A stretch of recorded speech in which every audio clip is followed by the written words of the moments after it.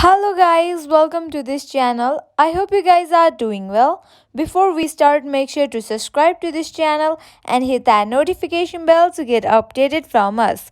Today in this video, I'm gonna teach you to search places in your Google Earth account. Firstly, make sure that you are connected to your internet and you have already installed and signed in to your Google Earth app. Now let's get straight into the process. Open your Google Earth app. Here we go. At the top you can see different options. Firstly, you have to go to the that search option, tap on that. Now here you can search for any places that you want to. Here I will be searching for Melbourne, Australia.